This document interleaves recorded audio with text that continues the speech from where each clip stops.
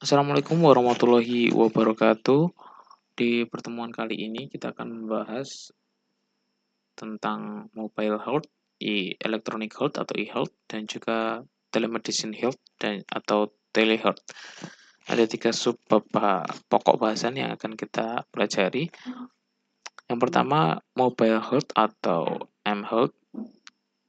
Yang kita masuk sebelum lebih dalam ke mobile health, dari ICT Health Domains atau dari penerapan teknologi informasi ke dalam kesehatan dibagi ke dalam beberapa sub. Di sini ada telemedicine. Itu sebenarnya pengembangannya sudah cukup lama dari 1905, 1969, kemudian ada telehealth, ada juga electronic health dan juga mobile health. Konsepnya sebenarnya kalau di electronic health menggunakan jaringan atau network untuk mensupport organisasi dan juga lebih mempermudah dalam proses delivery pelayanan kesehatan. Kemudian dari telehealth sendiri merupakan subfield yang nanti akan berkonsentrasi di bagaimana bisa meremote atau menyediakan pelayanan pasien itu bisa terkontrol lebih mudah atau secara jarak jauh atau di remote menggunakan telehealth. Kemudian mobile health yang sudah banyak berkembang juga, bagaimana pertumbuhan penggunaan smartphone, mobile device yang semakin banyak, smartphone yang makin banyak digunakan itu juga berkembang beberapa aplikasi-aplikasi yang menunjang untuk kesehatan sendiri. Jadi banyak aplikasi-aplikasi atau bahkan aplikasi tersebut sebenarnya bisa juga ditarik ke sebuah ranah ilmu informatika medis yang nanti khusus di penyediaan aplikasi medis atau kesehatan. Kemudian dari definisinya sendiri merupakan pemanfaatan teknologi informasi yang nanti untuk membantu dalam bidang kesehatan, ya sudah seperti diketahui bahwa banyak sekali atau banyak sub-sub bidang yang sudah dimasuki ke dalam pemanfaatan ICT. Kemudian juga intinya dalam bagaimana aplikasi teknologi informasi dan juga komunikasi itu membantu atau sebagai sebuah fungsional pendukung di sektor kesehatan. Kemudian lebih lanjut tentang huruf E atau I pada e-health nanti bisa juga dicawantahkan ke dalam sebuah efisiensi, kemudian etika, dan juga ekuitas yang menjangkau semua golongan ya.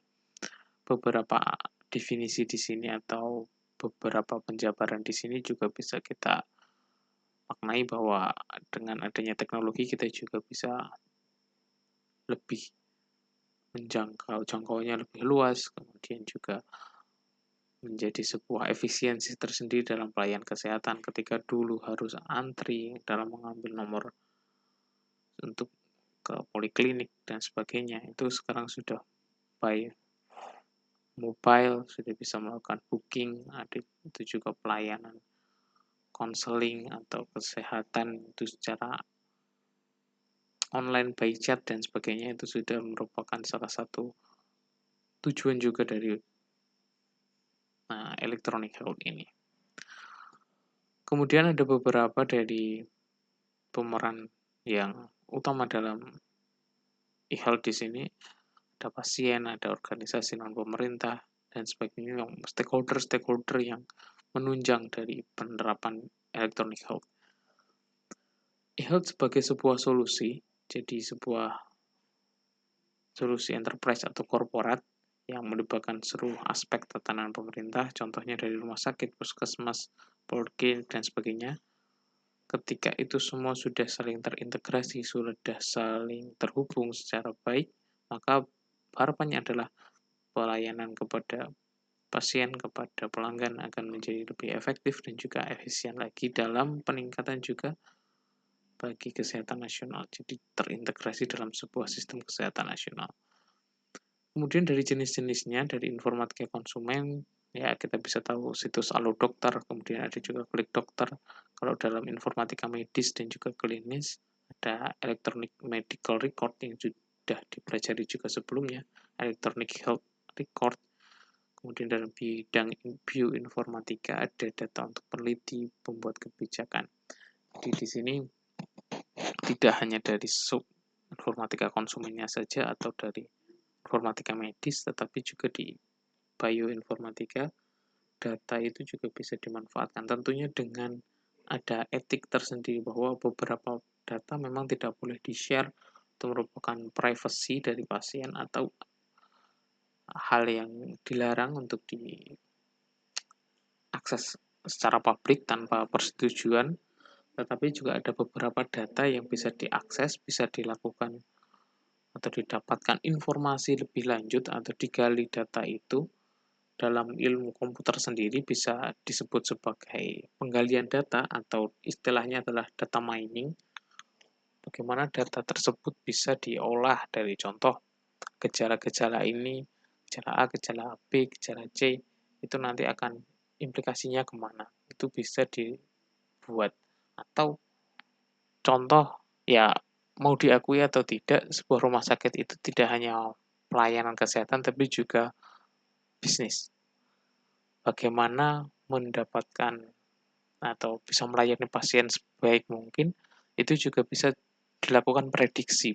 Contohnya, prediksi pasien dengan karakter A, B, C, D nanti akan kecenderungannya seperti apa. Itu juga bisa dilakukan di bioinformatika. Data sebagai acuan yang bisa dilakukan untuk banyak hal atau menghasilkan informasi-informasi yang baru. Hingga ujungnya nanti juga bisa pembuatan sebuah kebijakan. Kemudian kita masuk ke yang kedua, yaitu e-health. Merupakan sebuah integrasi teknologi seluler dan juga perangkat komputasi, kemampuan sistem pengiriman, kemudian juga perawatan yang berpusat pada pasien. Aplikasinya di sini ke manajemen personal, maksudnya memberikan rangkaian perawatan pribadi yang lebih inovatif daripada sebelumnya dengan electronic health, itu akan lebih menyediakan juga banyak inovasi-inovasi yang ditawarkan. Promotion publik di sini juga meningkatkan kesehatan masyarakat karena kemampuannya untuk berada dimanapun. Jadi ketika itu sudah electronic base atau sudah mobile base dan sebagainya akan bisa meningkatkan juga kesehatan masyarakat karena tidak harus selalu berkunjung ke rumah sakit, ke poliklinik dan sebagainya. Ketika ada beberapa gejala yang mungkin masuk kategori gejala ringan, bisa melakukan konseling terlebih dahulu atau bimbingan terlebih dahulu, chat konsultasi seperti terlebih dahulu kepada dokter dengan adanya aplikasi. Jadi itu juga akan lebih meningkatkan kesehatan masyarakat, di mana ada early warning juga bagaimana pasien itu akan lebih aware tentang kesehatannya ketika memang di smartphone-nya atau di gadgetnya itu ada bagaimana informasi kesehatan. Jadi kita bisa langsung memantau seperti apa kesehatan kita dan apa yang harus kita lakukan. Kemudian juga surveillance di sini pelacakan kesehatan real time dan juga agregasi data. Bagaimana tentang pelacakan kesehatan di mana juga di situ bisa juga langsung ke lapangan untuk menggunakan model kuesioner misalkan di surveillance itu juga bisa dilakukan. Kemudian dari karakteristik mobile health di sini bisa berpusat pada pasien, kemudian juga banyak sekali integrasi juga bisa dilakukan. Kemudian terkait karakteristik di sini, pesan pendidikan ditargetkan pada modifikasi pelaku, kemudian juga memanfaatkan pesan ponsel, kemudian juga komunikasi satu arah atau dua arah. Selanjutnya di Indonesia sendiri, penerapan mobile health bisa biasanya menggunakan SMS, email, ataupun WhatsApp, atau aplikasi chatting yang lain bisa digunakan juga sebagai area atau sarana untuk booking nomor antrian dan sebagainya. Kemudian telehealth, telemedicine di sini konsepnya adalah bagaimana dari distrik hospital kemudian ke specialty hospital ada menggunakan video conference. Nanti kita bisa lakukan atau pemantauan itu menggunakan network atau memanfaatkan jaringan komputer. Teknologinya bisa contohnya di sini X-ray dapat dikirimkan untuk diinterpretasi real-time teknologi, kemudian juga kamera observasi untuk keadaan klien juga bisa dilakukan. Contoh dari telehealth di sini home care, jadi menjadikan audio dan juga video interaktif untuk hubungan antara lanjut usia di rumah dan telehealth. Salah satunya di sini ada Home Akhirah Group yang ada layanan home care, bagaimana itu melakukan pelayanan dari keperawatan pemasangan NGT, poli, catheter, dan lainnya, ada juga fisioterapinya, bagaimana itu bisa dilakukan by memanfaatkan multimedia, bisa dari audio dan juga video interaktif. Telenursing merupakan bagian dari health, kemudian juga program kolaboratif untuk mengurangi biaya pasien. Jadi ketika sudah memanfaatkan benar-benar mobile health, telehealth, ataupun electronic health, ada juga cost yang bisa ditekan. Karena tidak harus melakukan perjalanan ke rumah sakit atau sebagainya. Itu juga bisa meningkatkan efisiensi dari pasien sendiri. Isu-isu dalam telehealth yang ada seperti pembiayaan, aspek hukum, kemudian keamanan, juga adanya catatan elektronik atau electronic health record, jadi perlu security data dan juga infrastruktur telekomunikasi. Yang cukup menjadi highlight di sini adalah bagaimana security data itu bisa benar-benar dikelola dengan baik, ada hak akses yang bisa diberikan, siapa saja yang bisa melakukan akses itu tidak sembarangan, kemudian juga mana data yang bisa di-share publik, mana yang juga private, ada juga security. Jadi pengembangan sistem itu tidak mudah juga, harus memanfaatkan atau memikirkan bagaimana aspek security datanya, menggunakan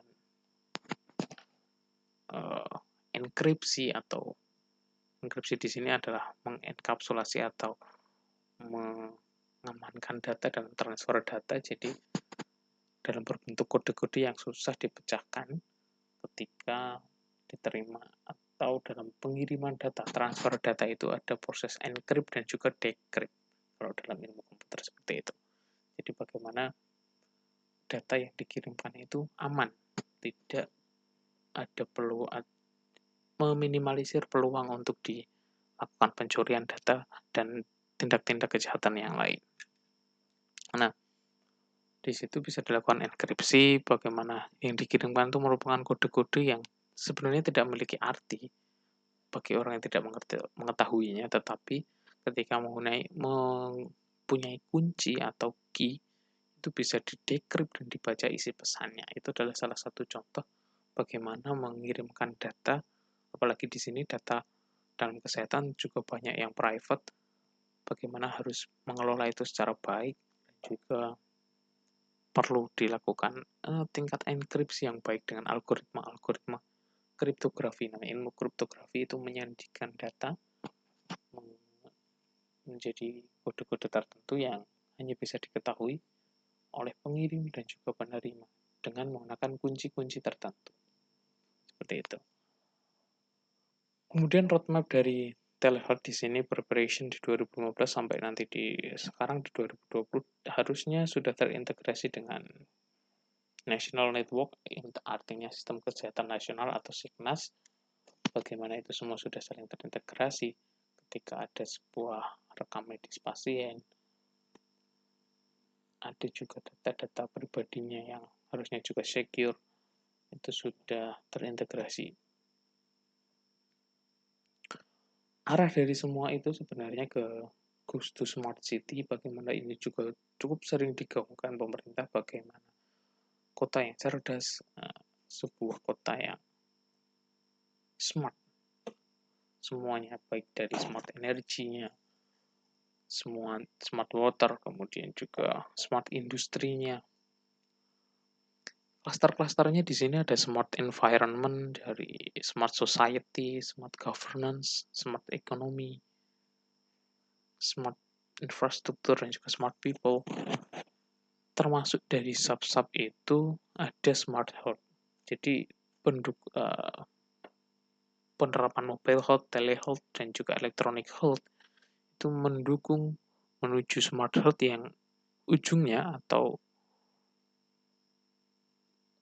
tujuan goals dari semua itu adalah ke smart city. Jadi kota yang benar-benar memanfaatkan infrastruktur atau ICT semaksimal mungkin untuk mendapatkan efisiensi, efektivitas, dan juga bisa benar-benar menyediakan pelayanan yang terbaik untuk masyarakat, baik dari industrinya, energinya, kemudian juga education-nya, government-nya, hingga juga salah satunya di bidang kesehatan.